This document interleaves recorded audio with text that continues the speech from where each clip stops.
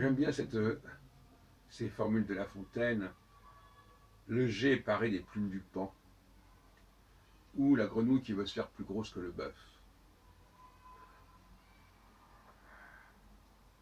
Ou encore cette formule que j'ai citée tout à l'heure dans Matthieu, ne jetez pas des perles, ne placez pas des perles devant les pourceaux, qui renverse le problème. Et effectivement, il y a là une lutte des classes évidente dans tous ces textes. Les gens d'en bas qui veulent aller vers le haut, qui veulent se passer et en se servant de béquilles, de prothèses techniques pour pouvoir donner le change, pour pouvoir rivaliser avec les gens d'en haut. Et nous avons eu récemment un cas assez pathétique de notre ami Christophe qui a voulu établir un quiz, un test de connaissances sur la Seconde Guerre mondiale. Vous avez quelques vidéos à ce sujet. Et qui ne connaissait pas grand-chose à la question et qui nous ressortait des extraits de notices qu'il avait pu, notices biographiques qu'il avait pu trouver ici à droite, à gauche ou à droite sur Internet. Alors un cas intéressant, c'était quand il parle de Churchill. Alors, et en plus, il prend des morceaux, mais il ne comprend pas tout à fait ce qu'il fait. Il dit, par exemple, Churchill a été chancelier. Chancelier de quoi, il dit. Alors, il n'a pas lu correctement la notice, c'est chancelier de l'échiquier, à la fin des années 20, à la période de la crise, justement. Et chancelier de l'échiquier, c'est le ministre des Finances. C'est le titre qu'a le ministre des Finances en Angleterre, tout comme nous, le ministre de la Justice, on l'appelle le garde des Sceaux. Des expressions comme ça. Et alors, quand on extrait comme ça un passage d'une biographie sans comprendre de quoi il s'agit, ça devient comique. Et là, nous avons typiquement quelqu'un qui croit pouvoir se servir de l'outil informatique et du contenu du texte que l'outil informatique véhicule pour se donner des grands airs de celui qui pose des questions pour savoir si les autres savent les choses, comme s'il était lui le maître d'école qui interrogeait ses élèves, alors que son savoir est parcellaire et terriblement à la fois récent et éphémère. On a là une représentation pathétique au fond de l'humain, de l'homme ordinaire, qui veut se faire passer pour ce qu'il n'est pas.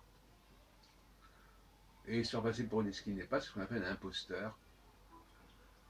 Quelqu'un qui, avec un certain cynisme et sans beaucoup de scrupules, s'approprie des savoirs qui n'émanent pas de lui, dont il ne maîtrise absolument pas, qu'il ne maîtrise absolument pas lui-même. Mais l'autre jour, il nous a fait une sorte de petite psychodrame comme ça. Il arrive avec des questions dont il connaît les réponses. Et d'ailleurs, c'est presque une sorte de caricature effarante de mes propres animations.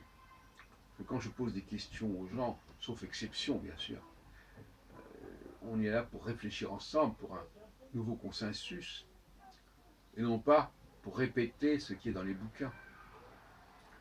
Parce qu'on pose une question quand c'est dans les bouquins, mais regarde dans les bouquins, on a la réponse. Quand on réfléchit sur l'avenir, quand on a une pensée ouverte, la réponse, elle n'est pas là. La réponse, elle n'est pas dans les bouquins, la réponse, elle est dans le groupe qui se met d'accord là-dessus. L'autre jour, je m'amusais à avoir lancé une discussion sur le football, si on pouvait changer les règles du football, par exemple. Repenser la façon dont on comptait les points.